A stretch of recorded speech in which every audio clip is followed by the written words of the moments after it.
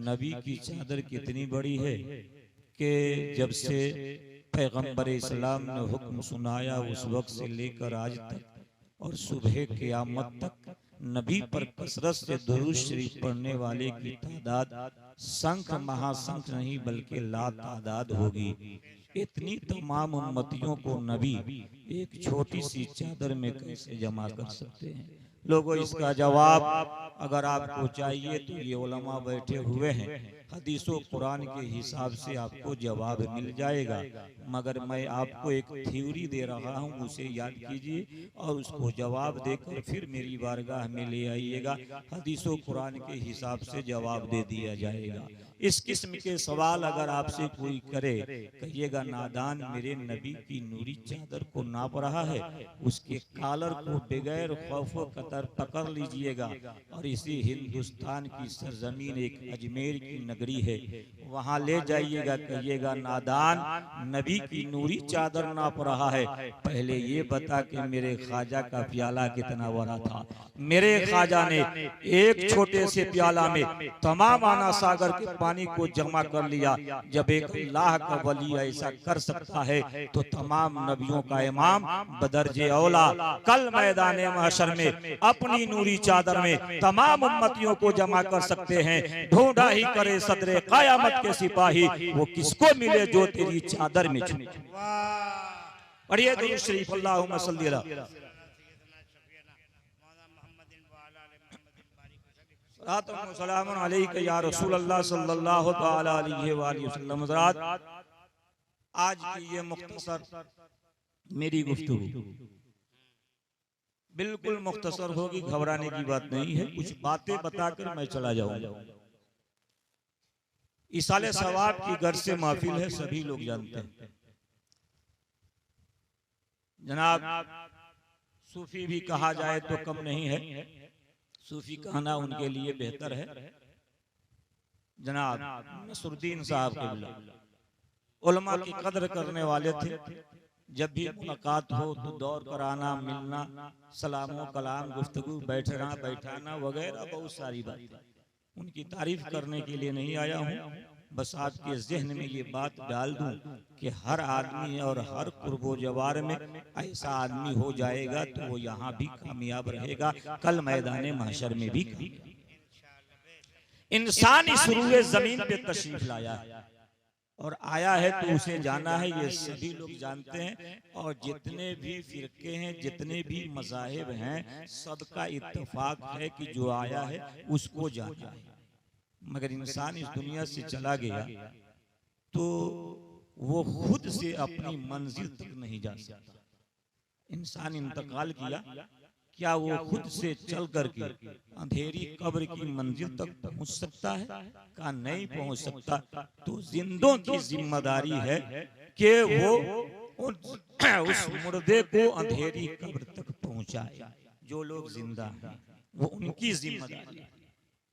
आज के इस माहौल में आइए, वक्त नहीं है कि तफसीली गुफ्तगू कर पाऊं, मगर एक दो बातें बताने की कोशिश करूं कि इंसान मुर्दे को जो कंधा लगाता है, जो हम लगा रहे हैं, आप लगा रहे हैं, तो हमारा तरीका क्या है और इस्लाम का तरीका क्या है?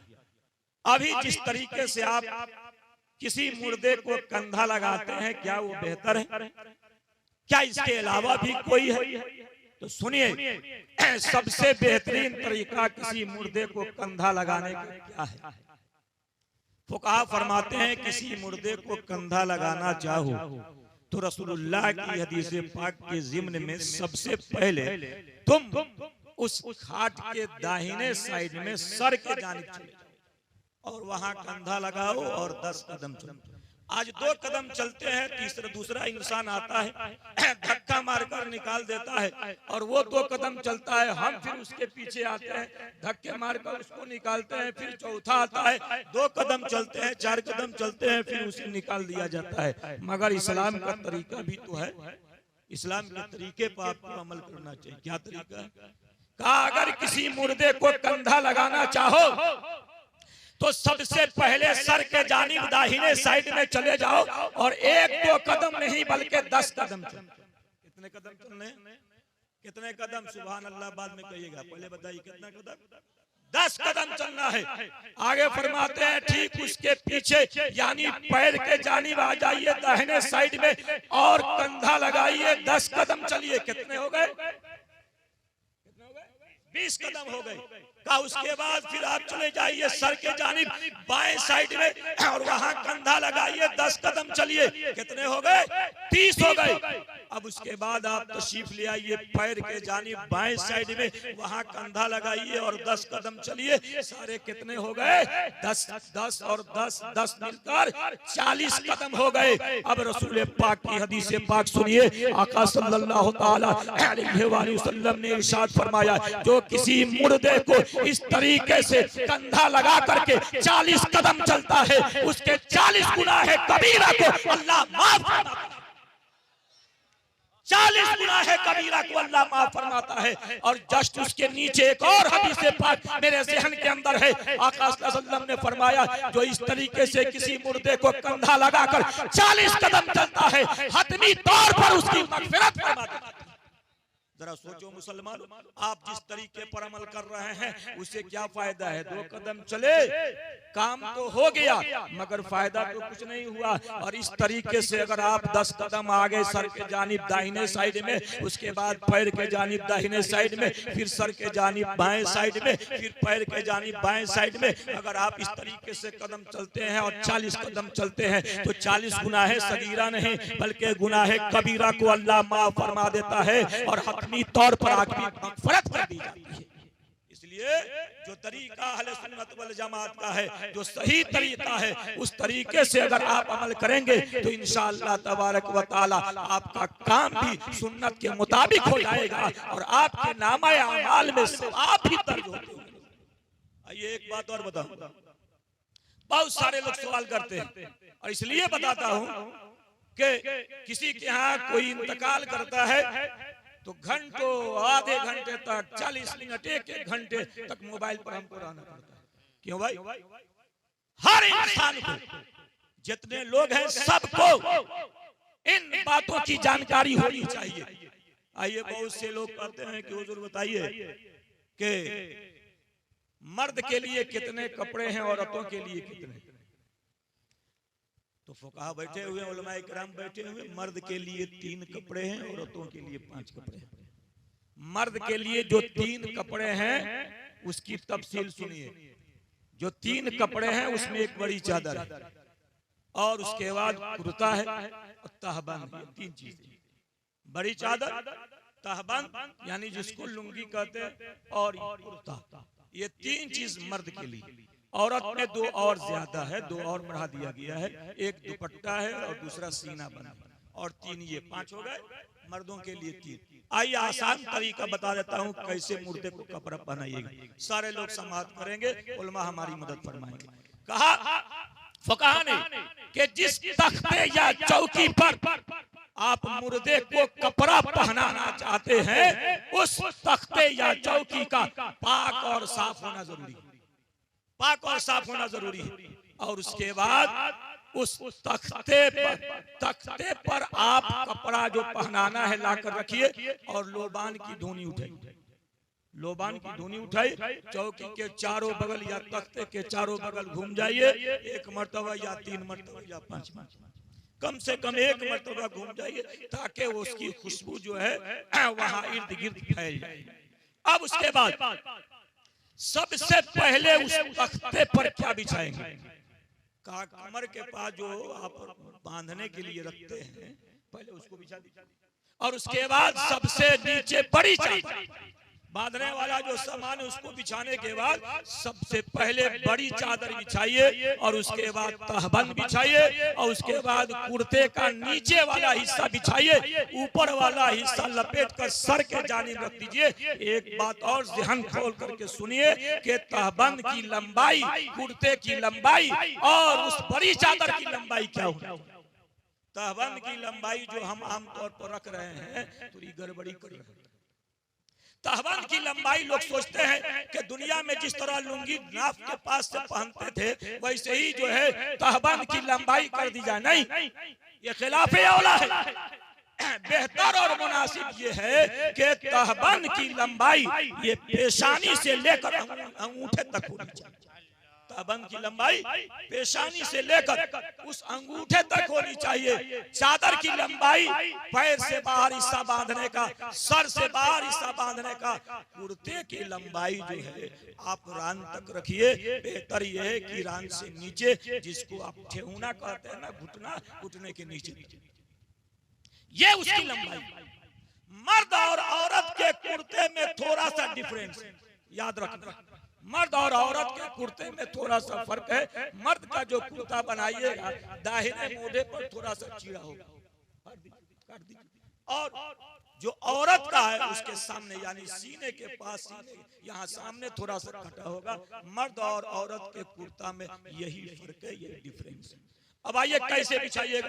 सबसे पहले बड़ी चादर बिछा दीजिए, उसके बाद तहबंद बिछा दीजिए, और उसके बाद कुर्ता का नीचे वाला हिस्सा बिछा दीजिए और ऊपर वाला हिस्सा लपेटकर सर के जानिब रख दीजिए। मुर्दे को लाकर उस पर लेटा दीजिए, कुर्ता ऊपर से पहना दीजिए।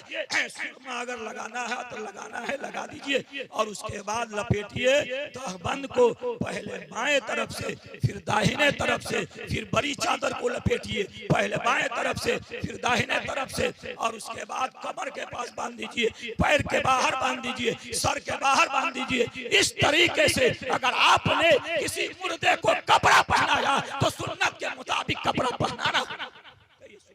नारे तकबीर, नारे रिसालत, मजहब इस्लाम, शरीयत मोहम्मदी। सुन्नत के मुताबिक आपका काम हो गया, और सुन्नत के मुताबिक काम करने से वो काम सुन्नत के मुताबिक भी होता है और आपको लाभ भी होता है, आपको फायदा भी होता है।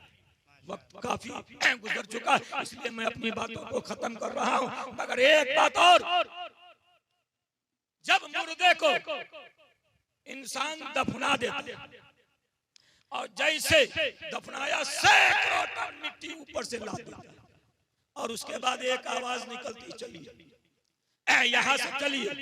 कहा क्यों भाई? कहा जब यहाँ से हटिएगा अजान हो जाती है। कहा यहाँ सब लोग चलिए। बहुत से जगह पर तो हमारा हाथ पकड़ कर लोग खींच लेते हैं, चलिए यहाँ से। क्यों भाई? कहा जब तक हटिएगा नहीं मुनकर नकीर नहीं। आइए फुकाहा से पूछा जाए। अफजल और फर्ज की बात नहीं करता हूँ, फर्ज और वाजिब की बात नहीं करता हूँ, अफजल की बात करता हूँ। बेहतर और मुनासिब क्या है?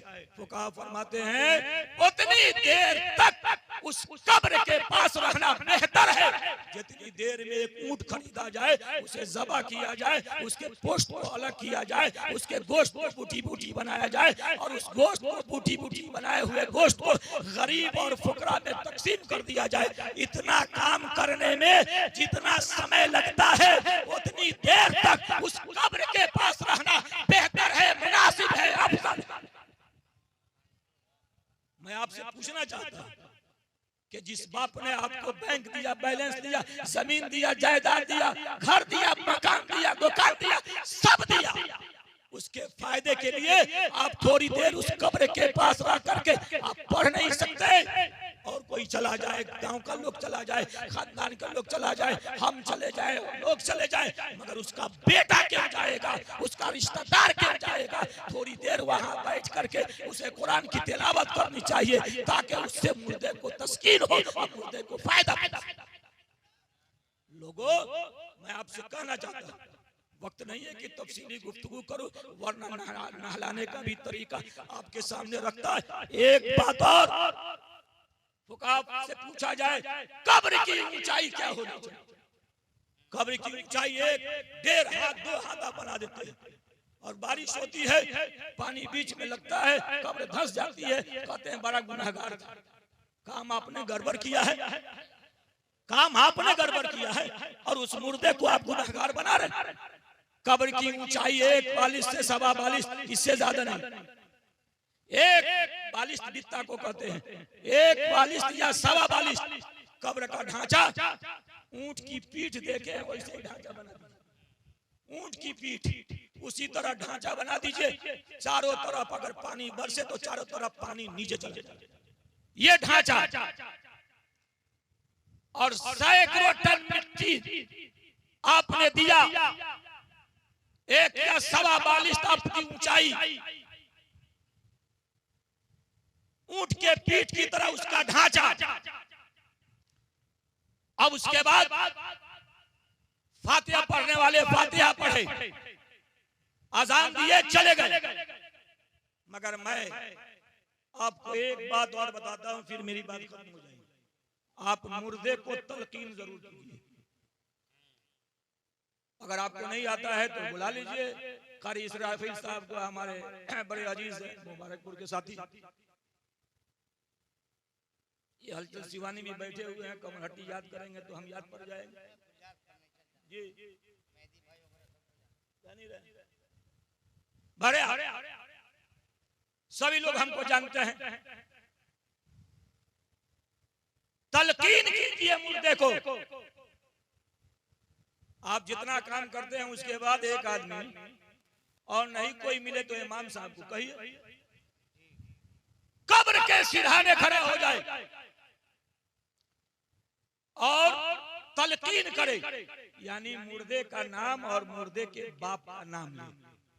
जैसे मुर्दे का नाम नसरुद्दीन साहब, उनके बाप का नाम जैद होगा, जो भी आप कहिए या नसरुद्दीन इब्ने जैद,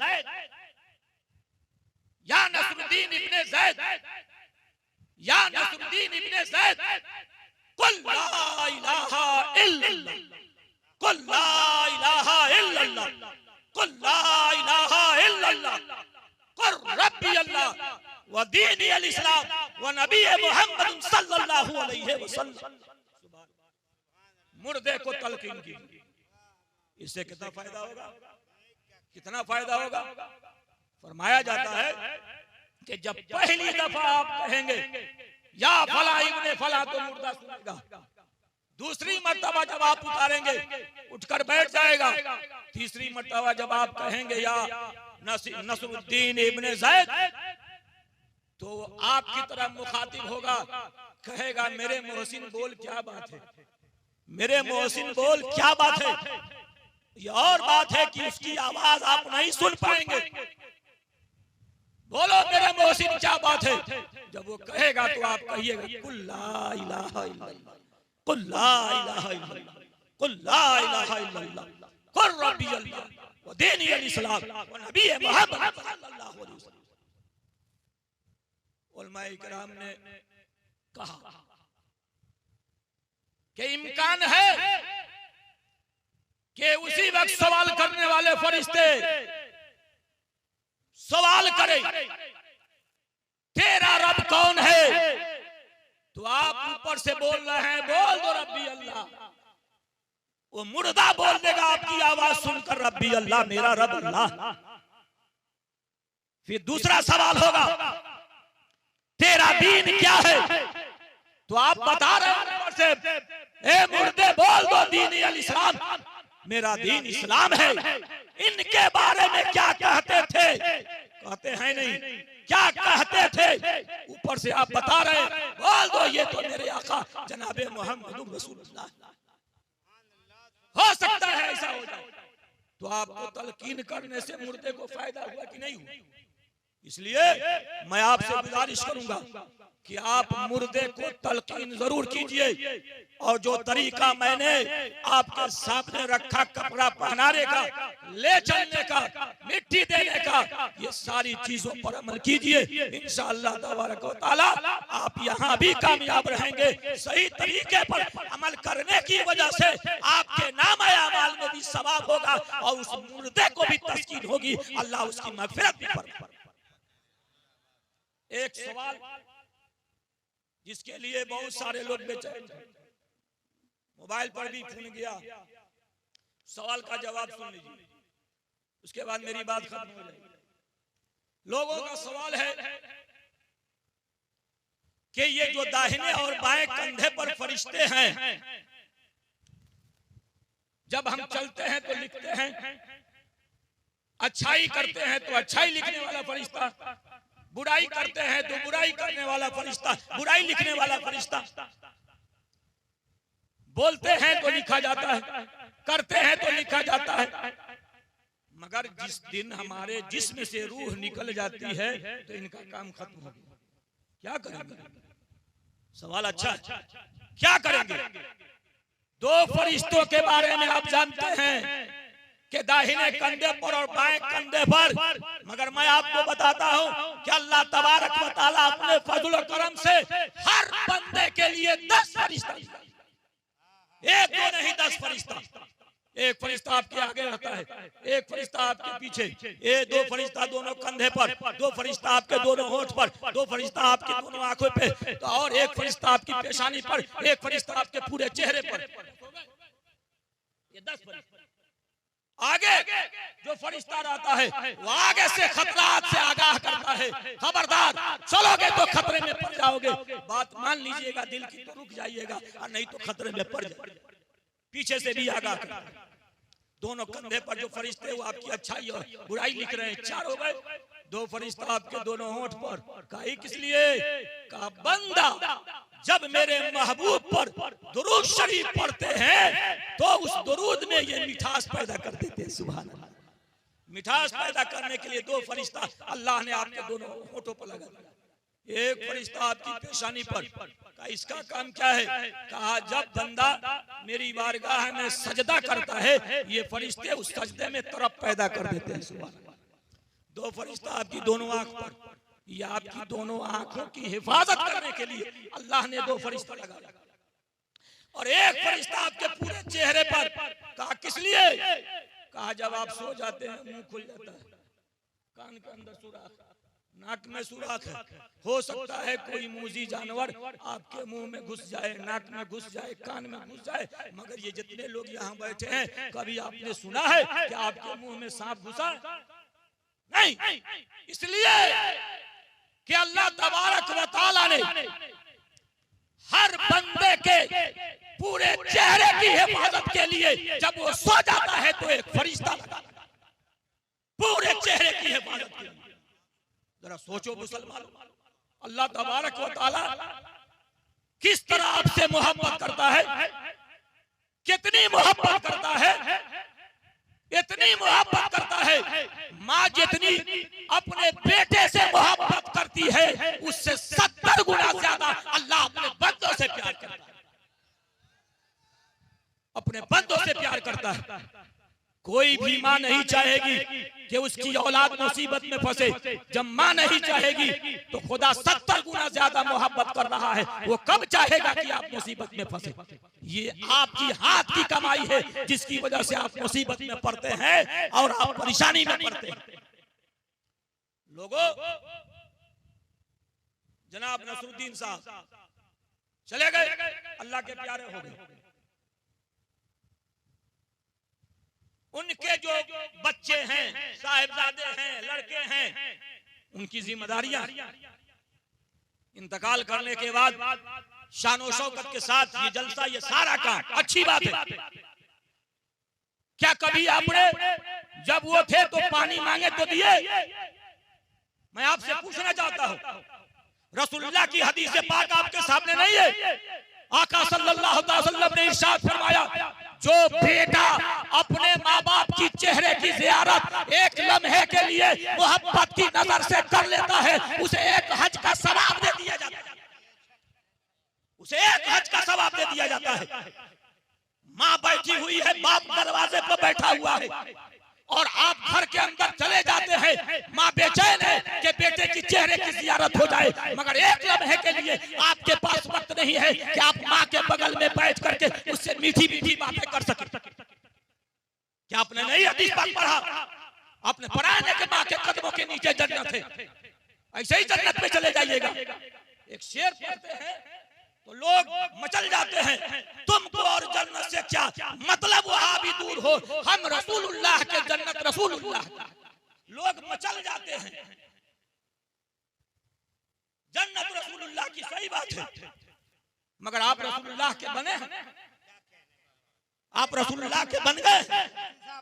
जरा सोचो, ना नमाज है, ना रोजा है, ना ज़कात है, ना माँ बाप की खिदमत है, ना छोटों पर शफकत है, ना बड़ों की ताज़ीम है, ना पड़ोसी के हक को अदा करना है, ना बीवी के हक को अदा करना है, और कहते हैं कि हम ही जन्नती हैं, आप ही जन्नती हैं।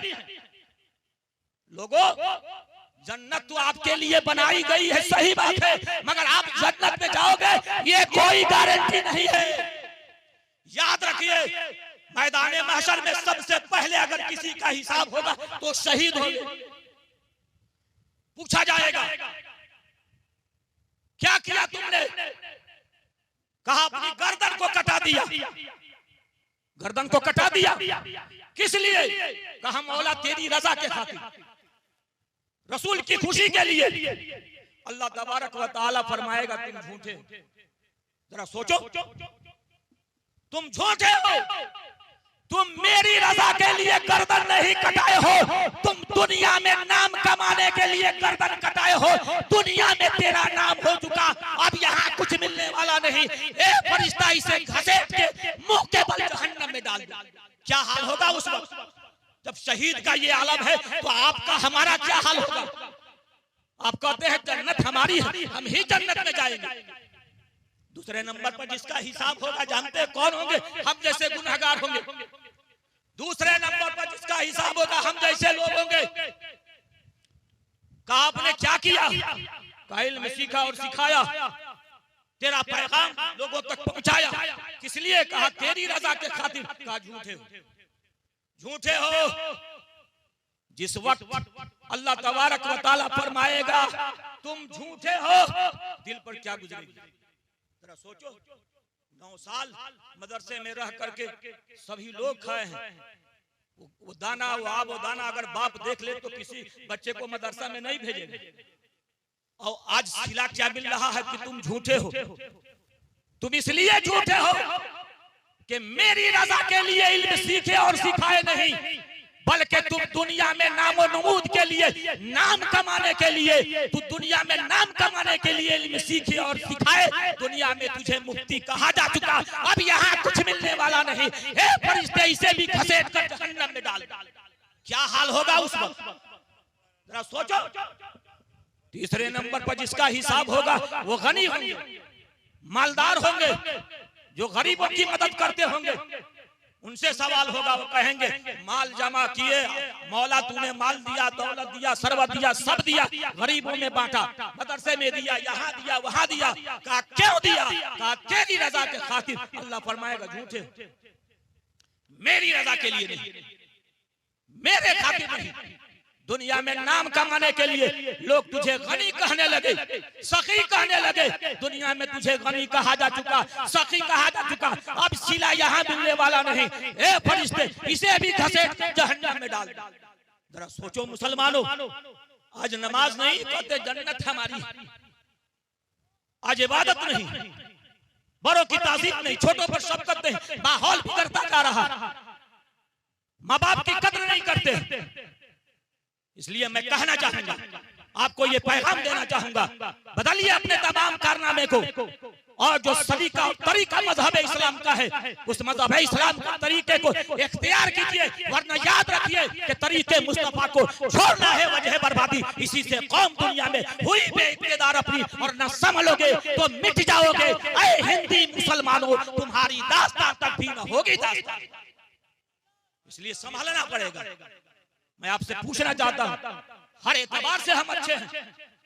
हमारे पास नबी सबसे बेहतरीन नबी, कुरान सबसे बेहतरीन किताब, इस्लाम सबसे बेहतरीन मज़हब, इन्ना दीन इंदल्लाहिल इस्लाम। फिर हम परेशान क्यों? आपने कभी गौर व फिक्र किया? आप क्यों परेशान हैं?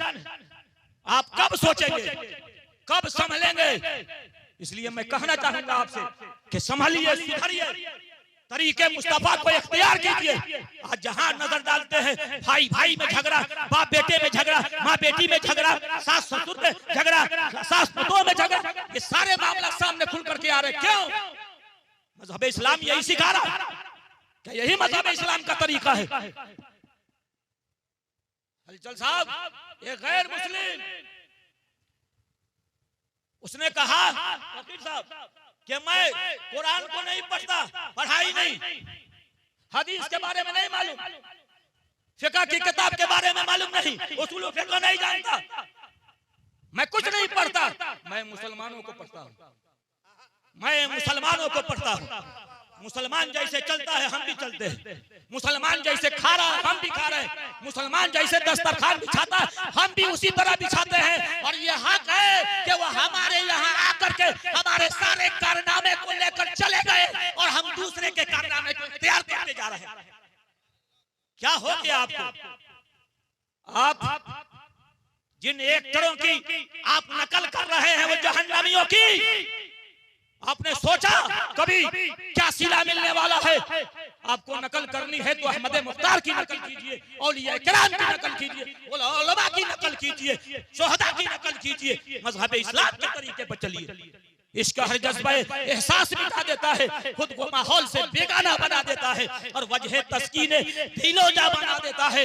दर्द जब हद से सेवा हो तो मजा देता है और हम है इंसान भुला सकता है कैसे हमको? वो तो रज़्ज़ाक़ है, कीड़े को ग़िज़ा देता है, वो तो रज़्ज़ाक़ है, कीड़े को ग़िज़ा देता है। और खाकसारी से नहीं घटती है इज्जत अकबर, वो तकब्बुर है जो पस्ती में गिरा देता है। अरे मियां वाह वाह वाह वाह, वो तकब्बुर है जो पस्ती में गिरा देता है।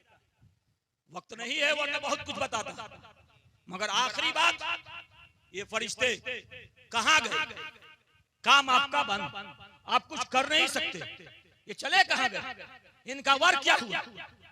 आप यहाँ जिनके बेटे हैं वो 40वां करे, 10वां करे, 20वां करे, सालाना करे, 5 साल करेंगे उसके बाद नहीं करेंगे। नोट कर लीजिए, उसके बाद नहीं करेंगे। ज्यादा मोहब्बत करने वाला कोई होगा तो 10 साल करेगा, उसके बाद भूल जाएगा, मगर अल्लाह तो नहीं भूलेगा, नहीं भूलेगा। ये फरिश्ते खुदा की बारगाह में जाते हैं। आला हज़रत का पैगाम सुनिए, फरमाते हैं कि ये फरिश्ते खुदा की बारगाह में गए, कहा मौला काम खत्म हो गया, वो इंतकाल कर गया, अब वो कुछ करेगा नहीं कि हम लोग लिखेंगे आसमान में कहीं जगह दे दे कि सुबह क़यामत तक वक्त गुजारे। अल्लाह फरमाएगा नहीं, आसमान में जगह नहीं, बहुत से। कहा तो जमीन में कहीं किनारे जगह दे दे, कहा वहां भी नहीं, तो क्या रे क्या करे? अल्लाह तबारक व तआला हुक्म देता है तेरा काम जो है खत्म नहीं हुआ है, काम चेंज हो गया, काम बदल दिया गया है। पहले तुम लिखते थे, अब लिखना बंद करो, पढ़ना शुरू कर दो। क्या पढ़े, कहाँ पढ़े? अल्लाह हुक्म देता है चले जाओ और देखो जनाब जमीनुद्दीन, जनाब नसरुद्दीन साहब की कब्र कहाँ है, जाओ उसकी कब्र के पास खड़े हो जाओ और सुबह क़यामत तक उसकी मग़फ़िरत की दुआएं करते रहो, सुबह क़यामत तक मग़फ़िरत की दुआएं करते रहो। नारे रिसालत, मज़हब इस्लाम, क्या मोहब्बत है खुदा की। सुबह क़यामत तक मग़फ़िरत की दुआएं करते रहो। अब कोई 10 साल करके छोड़ दे, खुदा छोड़ने वाला नहीं है, खुदा तो मोहब्बत करने वाला अपने बंदों से है। सुबह क़यामत तक फरिश्तों के जरिए उसकी मग़फ़िरत की दुआएं करवाता है और फरिश्ते जिसकी मग़फ़िरत की दुआएं कर दे वो क्यों नहीं कामयाब होगा, वो क्यों नहीं उसकी मग़फ़िरत हो जाएगी। ए लोगों, मैं आपसे कहना चाहूंगा आप ऐसा काम कीजिए, ऐसा कारनामा कीजिए कि दूसरे भी देखे तो आपके कारनामे को अपना करके खुशी हासिल करे और आप यहाँ भी कामयाब रहें, कल मैदान महशर में भी कामयाब। मौका मिलेगा तो इंशाअल्लाह और गुफ्तगू समाप्त कीजिएगा। अल्लाह तबारक व तआला की बारगाह मुक़द्दसा में दुआ